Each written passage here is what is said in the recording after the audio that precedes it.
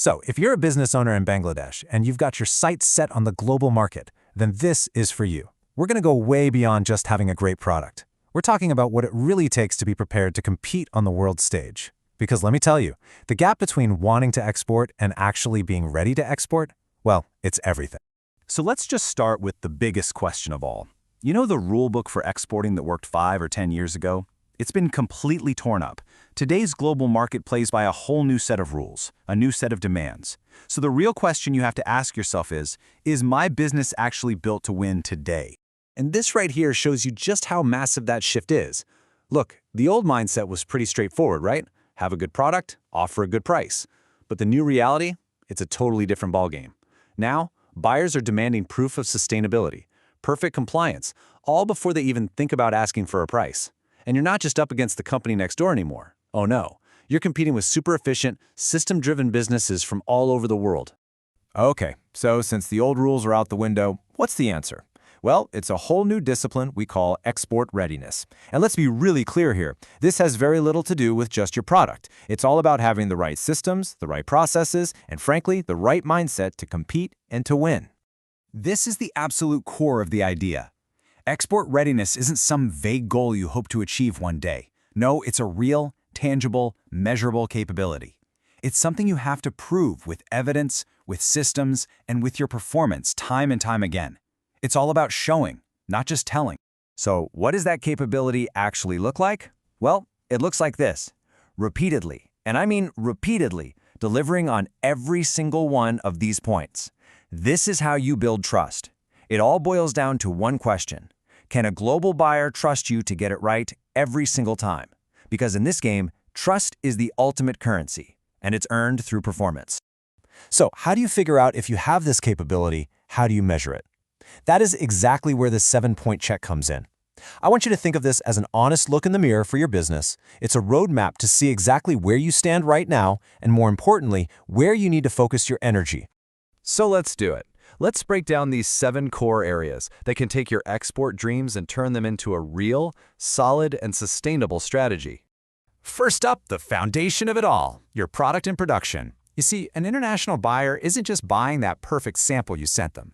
They're buying the promise that you can make 10,000 more just like it, batch after perfect batch. So, do you have the real capacity for those bigger orders? And can you prove your consistency with documented quality checks? Because without that proof, you're just too big of a risk. Okay, next, let's talk about quality and compliance. And honestly, this is a minefield. It's where so many businesses get completely stuck. The rules for Europe are different from the US, which are different from Japan. If you treat compliance like an afterthought, you're looking at rejected shipments, maybe huge penalties. Being ready means you've baked this into your process from day one. Now, once you've got compliance figured out, the very next bottleneck is usually the paperwork itself. This is check number 3, documentation and operations. We're talking about expertise in things like Incoterms, the global shipping rules, and always using the right HS codes for customs. You have to understand, in exporting, your paperwork is your reputation. A single mistake on an invoice, it just makes you look like an amateur. You simply cannot afford to get this wrong. And check 4, this is a big one, financials and pricing. It's actually shocking how many exporters lose money, not because they can't find buyers, but because their costing is just plain wrong. Have you factored in absolutely everything? We're talking special packaging, logistics, compliance tests, currency fluctuations, the whole shebang.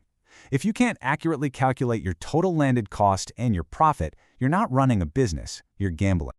All right, next up is positioning. You know, being export ready doesn't mean you're ready to sell to the entire world. Not at all. It means you've intelligently picked a target market where you know you have a real advantage. Can you clearly, simply explain what makes your product a better choice for a specific customer in, say, Germany or Japan? That kind of focus, that's strategy. Let's move to check number 6, sales and brand. A potential buyer on the other side of the world is probably going to judge your entire company within minutes, just based on your website or your first email. So, is your digital presence professional? Do you get back to people quickly and clearly? In this day and age, that first impression is your ticket to even get in the game. And finally, the 7th check. And this one holds everything else together. Leadership. Is exporting a core, long-term strategy for your company, championed from the very top? Or is it more of a side project, just chasing random orders when they pop up? Real readiness is a company-wide culture of excellence. It can't just be the job of one person or one department. Okay, so you've gone through the check, and you've probably spotted a few gaps. That's great. That's not a roadblock, that's your roadmap for getting better.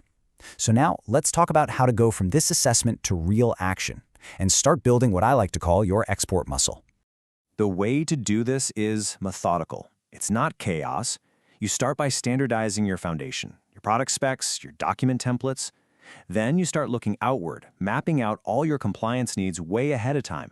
From there, you strengthen your internal operations and get your costing right. And finally, you build that professional identity that showcases all that incredible work.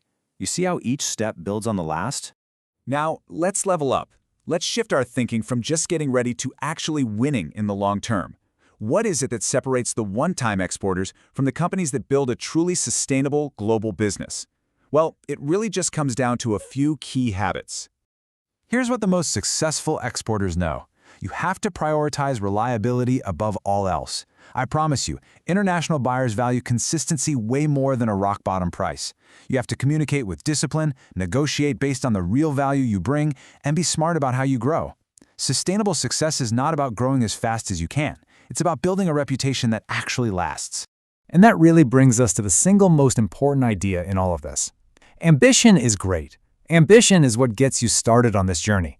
But in the tough world of global trade, it's meticulous, disciplined preparation that gets you paid, that earns you repeat business, and that builds a company for the future.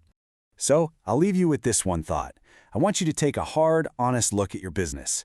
Are you just running on ambition, hoping the next big order comes through?